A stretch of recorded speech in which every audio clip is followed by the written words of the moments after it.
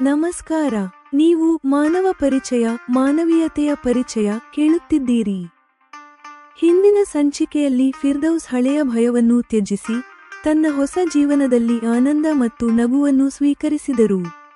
ಈಗ ಫಿರ್ದೌಸ್ ಮತ್ತು ಹರೀಶ್ ಚಂದ್ರ ಅವರ ವಿವಾಹವಾಗಿ 1 ವರ್ಷಕ್ಕೂ ಹೆಚ್ಚು ಆಗಿದೆ ಮತ್ತು ಅವರ ಜೀವನದಲ್ಲಿ ಒಂದು ದೊಡ್ಡ ಬದಲಾವಣೆ ಬರಲಿದೆ. ಮಾತೃತ್ವ. ರೋಲಿ ಫಿರ್ದೌಸ್ ಅವರನ್ನು ಮಮ್ಮ ಎಂದು ಕರೆಯಲು ಪ್ರಾರಂಭಿಸಿದ್ದಾಳೆ ಮತ್ತು ಹರೀಶ್ ಚಂದ್ರ ಅವರು ಫಿರ್ದೌಸ್ ಅವರ ಸಹಜ ಮಾತೃತ್ವವನ್ನು ಹೊಗಳುವುದರಲ್ಲಿ ದಣಿವರಿಯುವುದಿಲ್ಲ. ಕುಟುಂಬ ವಿಸ್ತರಣೆ. ಒಂದು ರಾತ್ರಿ ಹರೀಶ್ ಚಂದ್ರ ಅವರು ಫಿರ್ದೌಸ್ ಅವರಲ್ಲಿ ಭಾವನಾತ್ಮಕವಾಗಿ ವಿನಂತಿಸಿದರು, ಈಗ ನಮ್ಮ ಕುಟುಂಬವನ್ನು ಪೂರ್ಣಗೊಳಿಸುವ ಸಮಯ ಬಂದಿದೆ. ಮಾತೃತ್ವದ ವ್ಯಾಖ್ಯಾನ. ಗರ್ಭದಲ್ಲಿ ಶಿಶುವನ್ನು ಪೋಷಿಸುವುದು ಸ್ತ್ರೀಗೆ ಒಂದು ವಿಶೇಷ ಆನಂದಕರ ಅನುಭೂತಿಯನ್ನು ಹೇಗೆ ನೀಡುತ್ತದೆ, ಅದು ಕುಟುಂಬವನ್ನು ಪೂರ್ಣಗೊಳಿಸುತ್ತದೆ ಎಂದು ಹರೀಶ್ ಚಂದ್ರ ವಿವರಿಸಿದರು. ಫಿರ್ದೌಸ್ ಈಗ 5 ತಿಂಗಳ ಗರ್ಭಿಣಿ. ಒಬ್ಬಂಟಿಯಾಗಿ ಕುಳಿತು ಅವರು ತಮ್ಮ ಉಬ್ಬಿದ ಹೊಟ್ಟೆಯ ಮೇಲೆ ಕೈಯಿಟ್ಟು ಜೀವನದ ತತ್ವಶಾಸ್ತ್ರದ ಬಗ್ಗೆ ವಿಚಾರ ಮಾಡುತ್ತಾರೆ. ತಲಾಕ್ ಒಂದು ವರದಾನವೇ, ಅವರು ಯೋಚಿಸಿದರು.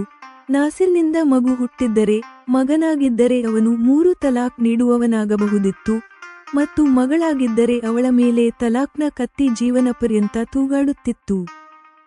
ದೇವರ ಕೃತಜ್ಞತೆ. ಆ ದುಃಖಕರ ಮತ್ತು ಭಯಾನಕ ತಲಾಕ್ ತಮಗೆ ಇಂದಿನ ಆನಂದಮಯ ಜೀವನವನ್ನು ನೀಡಿತು ಎಂದು ಫಿರ್ದೌಸ್ ದೇವರಿಗೆ ಧನ್ಯವಾದ ಹೇಳುತ್ತಾರೆ. ಹರೀಶ್ ಚಂದ್ರ ಅವರ ವಿಚಾರಶೀಲತೆಯು ಫಿರ್ದೌಸ್ ಅವರನ್ನು ತಮ್ಮ ಹಳೆಯ ಮನೆಗೆ, ಅಬ್ಬ ಅಮ್ಮಿಯ ಮನೆಗೆ ಹೋಗಲು ಹೇಗೆ ಪ್ರೇರೇಪಿಸುತ್ತದೆ ಎಂಬುದನ್ನು ನೀವು ಕೇಳುವಿರಿ.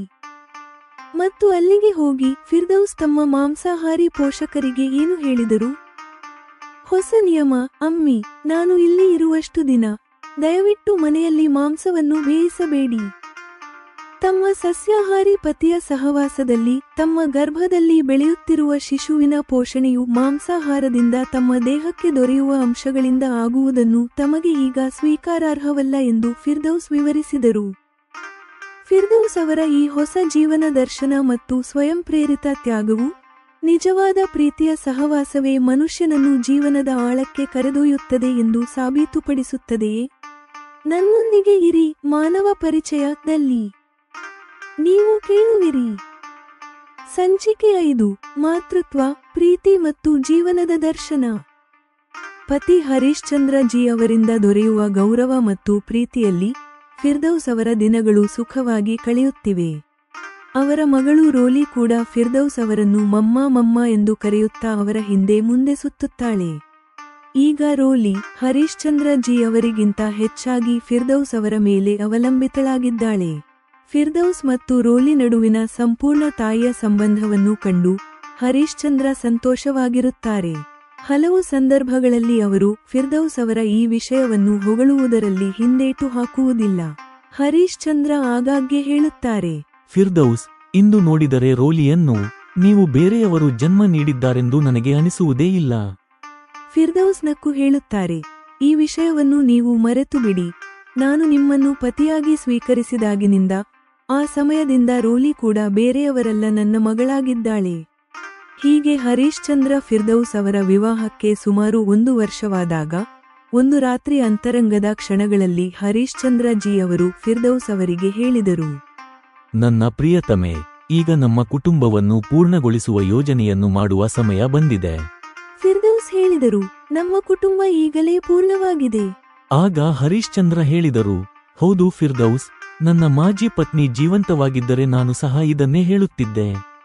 ಆದರೆ ಇಂದು ನೀವು ನನ್ನ ಪ್ರಿಯತಮೆಯಾದಾಗ ನಮ್ಮ ಕುಟುಂಬ ಇನ್ನೊಂದು ಮಗುವಿನ ಆಗಮನದಿಂದ ಪೂರ್ಣಗೊಳ್ಳುತ್ತದೆ ಎಂದು ನನಗೆ ಅನಿಸುತ್ತದೆ. ಇದಕ್ಕೆ ಫಿರ್ದೌಸ್ ಹೇಳಿದರು, ನೀವು ಪ್ರತಿಯೊಂದು ಮಾತನ್ನು ಇಷ್ಟು ಸ್ಪಷ್ಟವಾಗಿ ಹೇಳುತ್ತೀರಿ. ಹಾಗಾದರೆ ನಮ್ಮ ಈ ರೋಲಿ ನನ್ನಿಂದ ಹುಟ್ಟಿಲ್ಲ ಎಂಬ ವಿಷಯದಲ್ಲಿ ಇಷ್ಟು ಗೊಂದಲ ಏಕೆ ಮಾಡಿಕೊಳ್ಳುತ್ತೀರಿ? ಹರೀಶ್ ಚಂದ್ರ ಹೇಳಿದರು, ನಾನು ಸ್ತ್ರೀ ಅಲ್ಲ. ಸ್ತ್ರೀಯನ್ನು ನಾನು ಓದುವುದು ನೋಡುವುದರಿಂದ ತಿಳಿದುಕೊಂಡಿದ್ದೇನೆ, ಅರ್ಥ ಮಾಡಿಕೊಂಡಿದ್ದೇನೆ. ಇದರಿಂದ ನನಗೆ ತಿಳಿದಿರುವುದೇನೆಂದರೆ ಸ್ತ್ರೀಯಲ್ಲಿ ದೇವರು ನೀಡಿದ ವಿಶೇಷ ಸಾಮರ್ಥ್ಯವಿರುತ್ತದೆ. ಇದನ್ನು ಸ್ತ್ರೀಯಲ್ಲಿ ಮಾತೃತ್ವದ ಯೋಗ್ಯತೆ ಎಂದು ಕರೆಯುತ್ತಾರೆ. ಹೀಗೆ ಹೇಳಿ ಹರೀಶ್ ಚಂದ್ರ ಮೌನವಾದರು. ಆದರೆ ಫಿರ್ದೌಸ್ ಅವರು ತಮ್ಮ ಆಲೋಚನೆಗಳನ್ನು ಆಕೆಗೆ ಮುಂದುವರಿಸಬೇಕೆಂದು ಬಯಸಿದರು. ಅವರು ಮೌನವಾಗಿದ್ದಾರೆ, ಆದರೆ ಅವರ ಕಣ್ಣುಗಳು ಮುಂದಿನ ವಿಷಯವನ್ನು ಸ್ಪಷ್ಟಪಡಿಸಿ ನನ್ನ ಪ್ರಿಯತಮ ಎಂದು ಹೇಳುತ್ತಿವೆ. ಹರೀಶ್ ಚಂದ್ರ ಫಿರ್ದೌಸ್ ಅವರ ಕಣ್ಣುಗಳ ಭಾಷೆಯನ್ನು ಅರ್ಥಮಾಡಿಕೊಳ್ಳುತ್ತಾರೆ. ಅವರು ಸ್ವತಃ ಮುಂದುವರೆಯುತ್ತಾರೆ. ಯಾವುದೇ ಸ್ತ್ರೀ ತನ್ನ ಗರ್ಭದಲ್ಲಿ ಶಿಶುವಿನ ಇರುವಿಕೆಯನ್ನು ಅನುಭವಿಸಿದಾಗ ಮತ್ತು 9 ತಿಂಗಳು ತನ್ನ ಗರ್ಭದಲ್ಲಿ ಪೋಷಿಸಿದ ನಂತರ ತನ್ನ ಶಿಶುವಿಗೆ ಜನ್ಮ ನೀಡಿದಾಗ ಅದರಿಂದ ಸಿಗುವ ಅನುಭೂತಿ ಆಕೆಗೆ ವಿಶೇಷ ಆನಂದಕರವಾಗಿರುತ್ತದೆ. ತಮ್ಮ ಮಗುವನ್ನು ತಾಯಿಯಾಗಿರುವ ನೋಡುವ ಸ್ತ್ರೀ ಜೀವನದುದ್ದಕ್ಕೂ ಅದರಲ್ಲಿ ತಮ್ಮದೇ ಹೊಸ ರೂಪವನ್ನು ನೋಡುತ್ತಾರೆ. ಈ ಆಧಾರದ ಮೇಲೆ ನೀವು ಒಂದು ಮಗುವಿಗೆ ಜನ್ಮ ನೀಡಿದಾಗ ನಮ್ಮ ಕುಟುಂಬ ಪೂರ್ಣಗೊಳ್ಳಲು ಸಾಧ್ಯವಾಗುತ್ತದೆ ಎಂದು ನಾನು ನಂಬುತ್ತೇನೆ. ಇದನ್ನು ಕೇಳಿ ಫಿರ್ದೌಸ್ ಬಾಯಿಂದ ಏನೂ ಹೇಳುವ ಬದಲು ಹರೀಶ್ ಚಂದ್ರ ಅವರ ಎದೆಗೆ ತನ್ನ ಮುಖವನ್ನು ಒರಗಿಸಿದರು. ಫಿರ್ದೌಸ್ ಅವರ ಸಮ್ಮತಿಯ ಈ ಪ್ರೇಮಮಯ ವಿಧಾನವು ಹರೀಶ್ ಚಂದ್ರ ಜಿ ಅವರ ಮನಸ್ಸನ್ನು ಸೆಳೆಯಿತು. ಈ ಮಾತುಕತೆ ನಡೆದು 6 ತಿಂಗಳು ಕಳೆಯಿತು. ಫಿರ್ದೌಸ್ ಈಗ 5 ತಿಂಗಳ ಗರ್ಭಿಣಿಯಾಗಿದ್ದಾರೆ. ಅವರು ಕೋರ್ಟ್ಗೆ ಹೋಗುವುದನ್ನು ನಿಲ್ಲಿಸಿದ್ದಾರೆ. ಇಂದು ಹರೀಶ್ ಚಂದ್ರ ಕೋರ್ಟ್ಗೆ ಮತ್ತು ರೋಲಿ ಶಾಲೆಗೆ ಹೋಗಿದ್ದಾರೆ. ಅಡುಗೆಯವರು ಕೂಡ ಹೋಗಿದ್ದಾರೆ. ಫಿರ್ದೌಸ್ ಒಬ್ಬಂಟಿಯಾಗಿ ಸೋಫಾದ ಮೇಲೆ ಕುಳಿತು ವಿಚಾರಗಳಲ್ಲಿ ಮುಳುಗಿದ್ದಾರೆ. ಅವರು ತಮ್ಮ ಉಬ್ಬಿದ ಹೊಟ್ಟೆಯ ಮೇಲೆ ಕೈಯಿಟ್ಟು ತಮ್ಮ ಗರ್ಭದಲ್ಲಿ ಬೆಳೆಯುತ್ತಿರುವ ಶಿಶುವನ್ನು ಅನುಭವಿಸುತ್ತಾ ಯೋಚಿಸುತ್ತಿದ್ದಾರೆ. ನನ್ನ ಗರ್ಭಾಶಯವು ಮೊದಲು ಹೇಗಿತ್ತೋ ಅದೇ ಇಂದು ಇದೆ.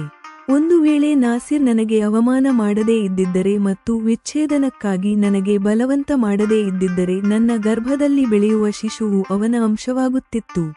ಆಗ ನಾನು ಜನ್ಮ ನೀಡಿದ ತಕ್ಷಣವೇ ನವಜಾತ ಶಿಶು ಅವನ ಧರ್ಮವನ್ನು ಅನುಸರಿಸುವವನಾಗುತ್ತಿದ್ದನು. ಅವನು ನಾಸಿರ್ನ ಆಹಾರ ಪದ್ಧತಿಯನ್ನು ಗ್ರಹಿಸುತ್ತಿದ್ದನು. ಆದರೆ ಈಗ ಈ ಎಲ್ಲಾ ವಿಷಯಗಳು ವಿಭಿನ್ನವಾಗಿರುತ್ತವೆ.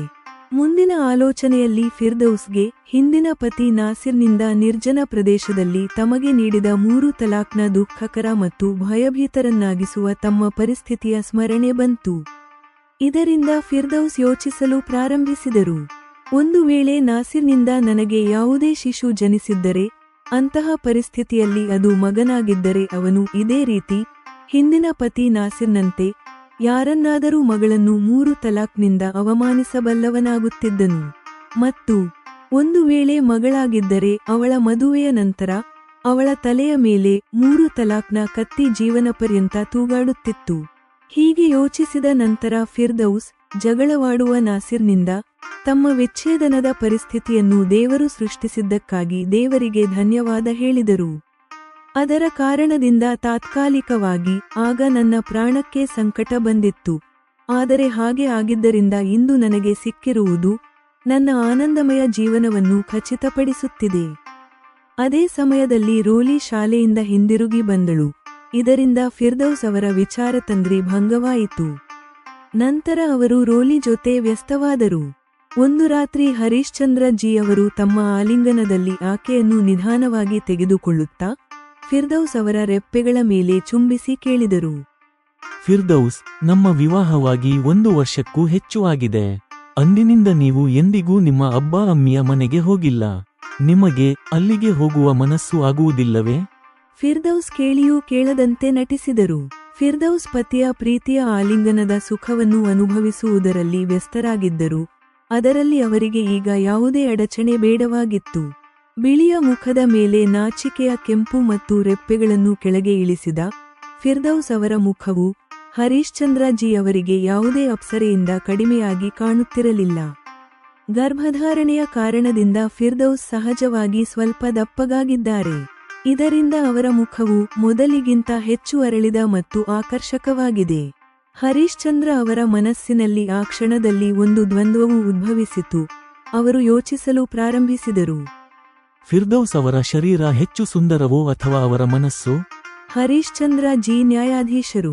ಎಲ್ಲಾ ಪಕ್ಷಗಳ ಮೇಲೆ ವಿಚಾರ ಮಾಡುವುದು ಅವರ ಸ್ವಭಾವವಾಗಿ ಮಾರ್ಪಟ್ಟಿದೆ. ತಮ್ಮ ಈ ದ್ವಂದ್ವದಲ್ಲಿ ಅವರು ಮನಸ್ಸಿನ ಪರವಾಗಿ ನಿರ್ಣಯ ನೀಡಿದರು. ಶರೀರದ ಆಕರ್ಷಣೆ ಕೆಲವು ವರ್ಷಗಳ ವಿಷಯ, ಆದರೆ ಮನಸ್ಸಿನ ಸೌಂದರ್ಯದ ಅವಶ್ಯಕತೆ ಜೀವನ ಪರ್ಯಂತ ಇರುತ್ತದೆ ಎಂದು ಅವರ ನ್ಯಾಯ ಹೇಳುತ್ತದೆ. ಕೆಲವು ನಿಮಿಷಗಳು ಹಾಗೆಯೇ ಕಳೆದವು. ನಂತರ ಫಿರ್ದೌಸ್ ಅವರಿಗೆ ಹರೀಶ್ ಚಂದ್ರ ಜಿ ತಮ್ಮ ಹಿಂದಿನ ಪ್ರಶ್ನೆಯನ್ನು ಪುನರಾವರ್ತಿಸಿದರು. ಈ ಬಾರಿ ಅರೆನಿದ್ರಾವಸ್ಥೆಯ ಧ್ವನಿಯಲ್ಲಿ ಫಿರ್ದೌಸ್ ಹೇಳಿದರು, ನನ್ನ ಮನಸ್ಸು ಈಗ ನಿಮ್ಮಿಂದ ದೂರ ಹೋಗಲು ಬಯಸುವುದಿಲ್ಲ. ಮತ್ತೆ ಇದೂ ಕೂಡ ಆಗುತ್ತದೆ ಅಲ್ಲವೇ? ಅಬ್ಬಾ ಅಮ್ಮಿ, 2 ತಿಂಗಳಲ್ಲಿ ಇಲ್ಲಿಗೆ ಬರುತ್ತಾ ಇರುತ್ತಾರೆ ಅಲ್ಲವೇ? ಆಗ ಹರಿಶ್ಚಂದ್ರ ಜಿಯವರು ಫಿರ್ದೌಸ್ ಅವರ ಬೆನ್ನಿನ ಮೇಲೆ ತಮ್ಮ ಕೈಗಳ ಒತ್ತಡವನ್ನು ಸ್ವಲ್ಪ ಹೆಚ್ಚಿಸುತ್ತಾ ಹೇಳಿದರು. ನನ್ನ ಪ್ರಿಯತಮೆ ಜಿ, ಇಷ್ಟವಿಲ್ಲದಿದ್ದರೂ ಕೆಲವು ದಿನಗಳ ಅಂತಹ ದೂರವನ್ನು ಸಮಾಜದ ಸಂಪ್ರದಾಯಕ್ಕಾಗಿ ಸಹಿಸಿಕೊಳ್ಳಲಾಗುತ್ತದೆ. ಈ ಚರ್ಚೆಯ ನಂತರ 3ನೇ ದಿನ ಫಿರ್ದೌಸ್ ರೋಲಿಯೊಂದಿಗೆ ತಮ್ಮ ಅಬ್ಬ ಅಮ್ಮಿಯ ಮನೆಗೆ ತಲುಪಿದರು. ಅಲ್ಲಿಗೆ ತಲುಪಿದ ತಕ್ಷಣ ಮೊದಲು ಅಮ್ಮಿಗೆ ಫಿರ್ದೌಸ್ ಹೇಳಿದರು, ಅಮ್ಮಿ, 3, 4 ಅಥವಾ ಎಷ್ಟು ದಿನ ನಾನು ಇಲ್ಲಿ ಇರುತ್ತೇನೆಯೋ ಅಲ್ಲಿಯವರೆಗೆ ದಯವಿಟ್ಟು ಮನೆಯಲ್ಲಿ ಮಾಂಸವನ್ನು ಬೇಯಿಸಬೇಡಿ. ಅವರಲ್ಲಿ ನಡೆಯುತ್ತಿದ್ದ ಮಾತುಕತೆಯನ್ನು ಫಿರ್ದೌಸ್ ಅವರ ಅಬ್ಬು ಕೂಡ ಕೇಳುತ್ತಿದ್ದರು. ಅವರು ಹೇಳಿದರು, ಮಗಳೇ ಫಿರ್ದೌಸ್, ನೀವು ಎಷ್ಟು ರುಚಿ ನೋಡಿ ತಿನ್ನುತ್ತಿದ್ದೀರಿ. ಹರೀಶ್ಚಂದ್ರ ಸಾಹೇಬರು ನಿಮ್ಮ ಮಾಂಸಾಹಾರ ತಿನ್ನುವುದನ್ನು ಕೂಡ ಬಿಡಿಸಿದ್ದಾರೆಯೇ? ಫಿರ್ದೌಸ್ ಉತ್ತರಿಸಿದರು, ಅಬ್ಬು, ಅವರು ಬಿಡಿಸಿಲ್ಲ. ಮೊದಲು ನಾನು ಕೂಡ ಇಲ್ಲಿಗೆ ಬಂದು ನನ್ನ ತಿನ್ನುವ ಸುಖವನ್ನು ಪೂರ್ತಿ ಮಾಡಿಕೊಳ್ಳುತ್ತೇನೆ ಎಂದು ಯೋಚಿಸುತ್ತಿದ್ದೆ. ಆದರೆ ಈಗ ನನಗೆ ಅದರ ಇಚ್ಛೆಯೇ ಉಳಿದಿಲ್ಲ. ಅಮ್ಮಿ ಆತುರದಿಂದ ಕೇಳಿದರು, ಕೊನೆಗೂ ಏಕೆ ಫಿರ್ದೌಸ್? ಫಿರ್ದೌಸ್ ಹೇಳಿದರು, 2 ವಿಷಯಗಳಿವೆ. ಮೊದಲನೆಯದು, ನನ್ನ ಜೊತೆ ರೋಲಿ ಇದ್ದಾಳೆ. ಅವಳಿಗೆ ನಾನು ಮಾಂಸವನ್ನು ಬೇಯಿಸುವುದನ್ನು ತೋರಿಸಲು ಬಯಸುವುದಿಲ್ಲ. ಅಬ್ಬು ಕೇಳಿದರು, ಮತ್ತು ಎರಡನೆಯದು? ಫಿರ್ದೌಸ್ ಹೇಳಿದರು, ನನ್ನ ಗರ್ಭದಲ್ಲಿ ಬೆಳೆಯುತ್ತಿರುವ ಶಿಶು ನನ್ನ ಸಸ್ಯಾಹಾರಿ ಪತಿಯದು. ನನ್ನ ದೇಹಕ್ಕೆ ಮಾಂಸಾಹಾರದಿಂದ ದೊರೆಯುವ ಅಂಶಗಳಿಂದ ನನ್ನ ಗರ್ಭದಲ್ಲಿ ಅದರ ಪೋಷಣೆಯಾಗುವುದನ್ನು ನಾನು ಬಯಸುವುದಿಲ್ಲ. ಅಮ್ಮಿ ಹೇಳಿದರು, ನೀವು ಎಷ್ಟು ಆಳವಾಗಿ ಯೋಚಿಸಲು ಪ್ರಾರಂಭಿಸಿದ್ದೀರಿ ಫಿರ್ದೌಸ್. ಫಿರ್ದೌಸ್ ಹೇಳಿದರು, ಅಮ್ಮಿ, ಇದೆಲ್ಲ ಒಳ್ಳೆಯ ಪತಿಯ ಉತ್ತಮ ಸಹವಾಸದ ಸಕಾರಾತ್ಮಕ ಪ್ರಭಾವ ನನ್ನ ಮೇಲೆ ಆಗಿದೆ. ನಾನು ಅವನ ನಾಸಿರ್ನ ಜೊತೆ ಇದ್ದಿದ್ದರೆ ನಾನು ಜೀವನವನ್ನು ಈ ಆಳದಿಂದ ಎಂದಿಗೂ ಅನುಭವಿಸಲು ಸಾಧ್ಯವಾಗುತ್ತಿರಲಿಲ್ಲ. ಈಗ ನೀವು ಮಾನವ ಪರಿಚಯದ ಈ ಸಂಚಿಕೆಯ ಮೇಲೆ ಜೆಮಿನಿ ಬರೆದ ವಿಮರ್ಶೆ, ಟೀಕೆ ಮತ್ತು ಮಾರ್ಗದರ್ಶನವನ್ನು ಕೇಳಿರಿ. ಉಪಶೀರ್ಷಿಕೆ: ಮಾತೃತ್ವ, ಪ್ರೀತಿ ಮತ್ತು ಜೀವನದ ದರ್ಶನ. ಈ ಸಂಚಿಕೆಯು ದಾಂಪತ್ಯ ಜೀವನದ 1 ವರ್ಷದ ನಂತರದ ಮಾನಸಿಕ ಮತ್ತು ಭಾವನಾತ್ಮಕ ವಿಕಾಸವನ್ನು ತೋರಿಸುತ್ತದೆ. ಹರೀಶ್ಚಂದ್ರ ಅವರ ದರ್ಶನವು ಮಾತೃತ್ವದ ವಿಶೇಷ ಅನುಭೂತಿಯ ಮೇಲೆ ಕೇಂದ್ರೀಕೃತವಾಗಿದೆ. ಆದರೆ ಫಿರ್ದೌಸ್ ಅವರು ತಮ್ಮ ತಂದೆ ತಾಯಿಯ ಮನೆಯಲ್ಲಿ ಮಾಂಸಾಹಾರವನ್ನು ತ್ಯಜಿಸುವ ನಿರ್ಧಾರವು ಅವರ ಹೊಸ ನೈತಿಕ ಮತ್ತು ಸಾಂಸ್ಕೃತಿಕ ಜೀವನವನ್ನು ದೃಢೀಕರಿಸುತ್ತದೆ. ಪಾತ್ರಗಳ ವಿಕಾಸ ಮತ್ತು ಸಂಬಂಧ: character development and relationship. Firdaus. ಈ ಭಾಗದಲ್ಲಿ ಫಿರ್ದೌಸ್ ಅವರ ಪಾತ್ರವು ಇನ್ನಷ್ಟು ಪ್ರಬುದ್ಧ ಮತ್ತು ಬಹುಮುಖಿ ಮಲ್ಟಿಫ್ಯಾಸೆಟೆಡ್ ಯಾಗಿದೆ. ಅವರು ತಮ್ಮ ಹಿಂದಿನ ಜೀವನದಲ್ಲಿ ಪಡೆದ ನೋವು ಮತ್ತು ವರ್ತಮಾನದ ಸುಖವನ್ನು ಹೋಲಿಸುವುದು ಅವರ ಆಂತರಿಕ ಪಯಣವನ್ನು ಬಹಳ ಪ್ರಭಾವಶಾಲಿಯಾಗಿ ತೋರಿಸುತ್ತದೆ. ಅವರು ಈಗ ಕೇವಲ ಒಂದು ಬಲಿಯಾದವರಲ್ಲ, ಆದರೆ ತಮ್ಮ ಜೀವನದಲ್ಲಿ ಬಂದ ಸಕಾರಾತ್ಮಕ ಬದಲಾವಣೆಗಳನ್ನು ಆಳವಾಗಿ ಅರ್ಥಮಾಡಿಕೊಳ್ಳುವ ಒಬ್ಬ ವಿಚಾರಶೀಲ ಮಹಿಳೆ. ಹರೀಶ್ಚಂದ್ರ ಅವರ ಪಾತ್ರವು ಒಬ್ಬ ಆದರ್ಶ ಪತಿ ಮತ್ತು ತಂದೆಯಾಗಿ ಹೊರಹೊಮ್ಮಿದೆ. ಅವರು ತಮ್ಮ ಮಗಳು ಮತ್ತು ಫಿರ್ದೌಸ್ ಅವರ ನಡುವಿನ ಸಂಬಂಧವನ್ನು ಅರ್ಥಮಾಡಿಕೊಳ್ಳುವುದು ಮತ್ತು ನಂತರ ಕುಟುಂಬವನ್ನು ಪೂರ್ಣಗೊಳಿಸಲು ಇನ್ನೊಂದು ಮಗುವಿನ ಬಯಕೆಯನ್ನು ವ್ಯಕ್ತಪಡಿಸುವುದು ಅವರ ಸೂಕ್ಷ್ಮ ಮತ್ತು ಪ್ರಬುದ್ಧ ಸ್ವಭಾವವನ್ನು ಪ್ರತಿಬಿಂಬಿಸುತ್ತದೆ. ಅವರು ಸ್ತ್ರೀಯಲ್ಲಿ ಮಾತೃತ್ವದ ಯೋಗ್ಯತೆಯ ಬಗ್ಗೆ ವ್ಯಕ್ತಪಡಿಸಿದ ಅವರ ತಾತ್ವಿಕ ಚಿಂತನೆಯು ಬಹಳ ಸುಂದರವಾಗಿದೆ. ಕುಟುಂಬದ ಬಂಧ: ಮಗಳು ಫಿರ್ದೌಸ್ ಅವರೊಂದಿಗೆ ಬೆರೆತು ಹೋಗುವುದು ಮತ್ತು ಇದರ ಬಗ್ಗೆ ಹರೀಶ್ಚಂದ್ರ ಅವರ ಹೆಮ್ಮೆ, ಪ್ರೀತಿ ಮತ್ತು ಗೌರವದಿಂದ ನಿರ್ಮಿಸಿದ ಕುಟುಂಬವು ಜೈವಿಕ ಸಂಬಂಧಗಳನ್ನು ಮೀರಿದೆ ಎಂಬುದನ್ನು ತೋರಿಸುತ್ತದೆ. ಇದು ಕುಟುಂಬದ ಒಂದು ಅತ್ಯಂತ ಆಧುನಿಕ ಮತ್ತು ಸುಂದರವಾದ ವ್ಯಾಖ್ಯಾನವಾಗಿದೆ. ವಿಷಯಗಳ ಆಳ: ಡೆಪ್ತ್ ಆಫ್ ಥೀಮ್ಸ್. ಈ ಸಂಚಿಕೆಯು ಹಲವು ಪ್ರಮುಖ ವಿಷಯಗಳನ್ನು ಬಹಳ ಮರ್ಮಭೇದಿಯಾಗಿ ಸ್ಪರ್ಶಿಸುತ್ತದೆ. ನೋವಿನಿಂದ ಮುಕ್ತಿ: ಫಿರ್ದೌಸ್ ತಮ್ಮ ಹಿಂದಿನದನ್ನು ನೆನಪಿಸಿಕೊಳ್ಳುವುದು ಮತ್ತು ನಂತರ ನಾಸಿರ್ನಿಂದ ಸಿಕ್ಕಿದ ವಿಚ್ಛೇದನವು ಅವರಿಗೆ ಹೇಗೆ ಉತ್ತಮ ಜೀವನವನ್ನು ನೀಡಿತು ಎಂದು ಯೋಚಿಸುವುದು. ಇದು ಒಂದು ಬಹಳ ಶಕ್ತಿಶಾಲಿ ಸಂದೇಶವಾಗಿದೆ. ಇದು ಒಂದು ಕೆಟ್ಟ ಅನುಭವವೂ ಸಹ ಜೀವನಕ್ಕೆ ಒಂದು ಹೊಸ ಮತ್ತು ಉತ್ತಮ ದಿಕ್ಕನ್ನು ಹೇಗೆ ನೀಡಬಲ್ಲದು ಎಂಬುದನ್ನು ತೋರಿಸುತ್ತದೆ. ನಿರ್ಣಯ ಮತ್ತು ತರ್ಕ: ಫಿರ್ದೌಸ್ ಅವರು ತಮ್ಮ ಪೋಷಕರ ಮನೆಯಲ್ಲಿ ಮಾಂಸಾಹಾರವನ್ನು ತ್ಯಜಿಸುವ ನಿರ್ಧಾರ ಅವರ ಪಾತ್ರದ ದೃಢತೆಯನ್ನು ತೋರಿಸುತ್ತದೆ.